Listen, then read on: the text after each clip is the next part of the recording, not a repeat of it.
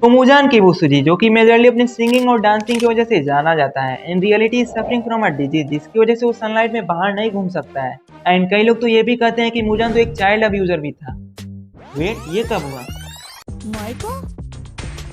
Sorry guys, लगता है कि मैंने रॉन्ग डीमन स्लेयर देख लिया है। एनीवेज, आज की वीडियो में हम मुजान के कंप्लीट बैक स्टोरी के बारे में जानने वाले हैं कि वो कैसे डीमन किंग बनता है एंड उसके पावर्स का सीक्रेट क्या है एंड इन सब चीजों के पीछे आखिर में उसका रियल गोल क्या है। एंड मुजान का तो लिटरल मीनिंग होता है मिजरेबल, पिटीफुल और मर्सीलेस। एंड किबुत्सुजी का मतलब होता है डीमन डांस। एंड हाँ, ये तो वही सुपर पावरफुल डीमन किंग है जो कि योरीची के सामने तो अपने special technique demon dance moonwalk का यूज करता है।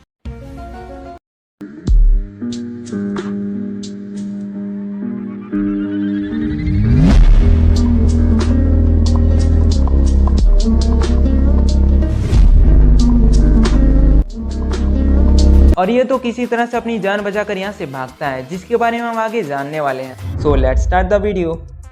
तो मुजान का जन्म तो हान पीरियड में हुआ था एंड वो भी एक रिच फैमिली से बिलोंग करता था और वो तो हमेशा से ही बीमार रहता था। एंड जब उसका जन्म हुआ था तो लोगों ने तो उसको पहले से ही डेड डिक्लेयर कर दिया था।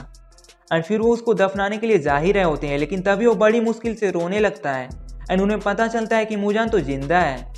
एंड डॉक्टर्स ने तो ये भी कह दिया होता है कि ये तो 20 साल से ज़्यादा जी ही नहीं पाएगा, क्योंकि इसके पास तो एक ऐसी बीमारी है जिसके बारे में तो किसी को भी नहीं पता है एंड वो तो दिन ब दिन कमज़ोर होते जा रहा है। लेकिन एक दिन एक इंटेलिजेंट डॉक्टर मुजान को ठीक करने का ठान लेता है एंड वो तो बार बार मुजान के ऊपर नए नए एक्सपेरिमेंट करने लगता है। एंड मुजान तो और ज़्यादा जीना चाहता है एंड दिन ब दिन उसका गुस्सा बढ़ते जाता है। एंड एक दिन तो इतना ज़्यादा गुस्सा हो जाता है कि आखिर में वो डॉक्टर को ही मार देता है। लेकिन थोड़ी देर बाद उसे एहसास होता है कि डॉक्टर की मेडिसिन उस पर काम कर रही है एंड उसे लगता है कि वो पावरफुल हो गया है।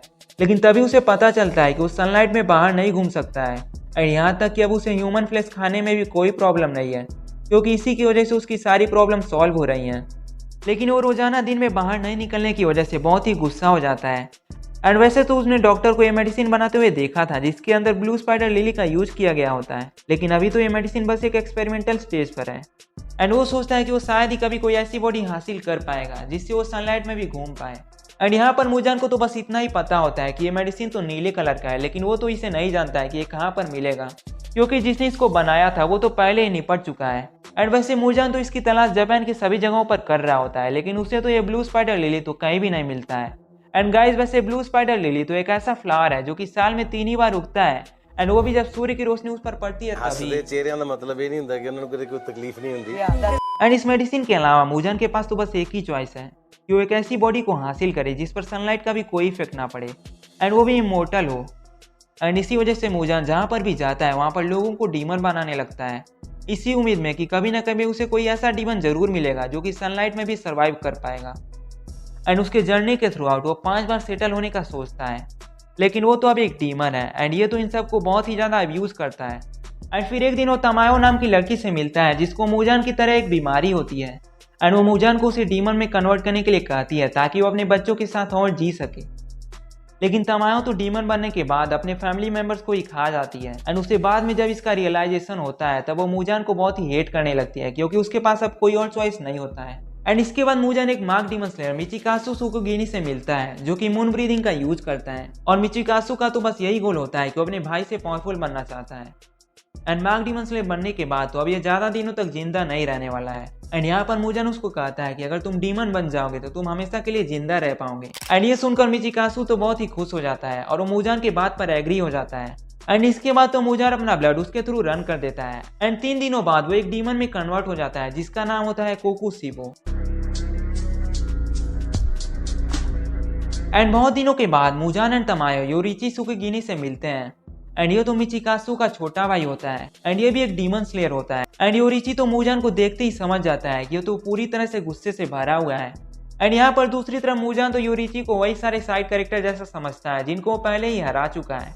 एंड वो सोचता है कि मेरे पास तो पहले से एक ब्रीदिंग टेक्निक वाला डीमन है, तो मुझे तो इसकी जरूरत बिल्कुल नहीं है। एंड ये कहते हैं मुजान उसके ऊपर बहुत ही तेजी से अटैक करता है, लेकिन योरीची तो मुजान के अटैक को बहुत ही आसानी से डॉज कर लेता है। एंड योरीची सेंस करता है कि मुजान के पास तो 5 ब्रेन्स एंड 7 हार्ट्स हैं। एंड यहाँ पर योरीची को मुजान के वीकनेस के बारे में पता चल गया होता है एंड वो अपनी स्वॉर्ड टेक्निक को परफेक्ट करता है एंड उसकी स्वॉर्ड तो ब्राइट रेड में कन्वर्ट हो जाती है। एंड इसके बाद एक ही स्ट्राइक के बाद मुजान के 5 ब्रेन्स एंड 7 हार्ट्स तो कट जाते हैं। एंड योरीची यहाँ पर नोटिस करता है कि मुजान तो इस बात पर बहुत ही हैरान होता है कि उसकी बॉडी तो हील ही नहीं हो रही है। एंड यहाँ पर तो अपने हेड को बहुत ही तेजी से पकड़ा होता है क्योंकि एक स्ट्राइक के बाद तो तुरंत ही गिर गया होता है। एंड मुजान की इतनी खराब हालत को देखकर योरीची उसे पूछता है एंड मुजान तो कुछ भी नहीं कहता है। तो इसके बाद योरीची मुजान के ऊपर अटैक करने जा ही रहा होता है कि तभी मुजान अपनी बची हुई ताकत को कलेक्ट करके अपनी बॉडी को लगभग 1800 पीसेस में ब्रेक कर लेता है। एंड वैसे योरीची ने तो उसके ज़्यादातर पीसेस को ख़त्म कर दिया होता है, लेकिन उसे पता चलता है कि उसने लगभग 300 छोटे पीसेस को छोड़ दिया होता है जो कि एक ह्यूमन हेड के साइज जितना होता है। एंड यहाँ पर मुजान किसी तरह से मरते मरते बच जाता है। एंड ये तो इतना डर गया होता है कि वो कोकोसीबो के साथ मिलकर हर एक सन ब्रीदिंग यूजर को मारने लगता है। एंड एक एक करके मुजान ने लगभग सभी सन ब्रीदिंग यूजर को खत्म कर दिया होता है। एंड मुजान के डर का तो हम इसी बात से अंदाजा लगा सकते हैं कि योरीची के साथ फाइट करने के बाद तो कभी भी किसी डीमन स्लेयर से डायरेक्टली फाइट ही नहीं करता है एंड हर बार वो दूसरे डीमन को भेजता है फाइट करने के लिए। एंड इसके बाद वो मुजान डीमन के एक न्यू फैक्शन को बनाता है जिसके अंदर वो बहुत सारे ह्यूमंस को डीमन में कन्वर्ट करता है एंड वो उनसे फैक्शन को ज्वाइन करने के लिए कहता है। एंड इसके बाद वो अपने हाईली कंसंट्रेटेड ब्लड को उनके थ्रू पास करता है और जो उसके बाद जिंदा बच जाते हैं वही बनते हैं मेंबर ऑफ 12 किजुकू। एंड वैसे 12 किजुकू 2 पार्ट्स में डिवाइडेड है, जिनमें से पहले पार्ट में तो 6 पावरफुल डीमंस होते हैं जिनको कहते हैं अपर मून डीमंस। एंड दूसरा है लोअर मून डीमन जिनके अंदर 6 वीक डीमंस होते हैं। एंड अपर मून डीमंस तो इतने पावरफुल होते हैं कि वो कई सदियों से बदलते ही नहीं है। एंड वहीं लोअर मून डीमन तो चेंज होते रहते हैं। सो इसके बाद बात करते हैं ताइसो पीरियड की। इस बार मुजान को पता चलता है कमाडो फैमिली के बारे में जो कि सन ब्रीदिंग टेक्निक का यूज करते हैं।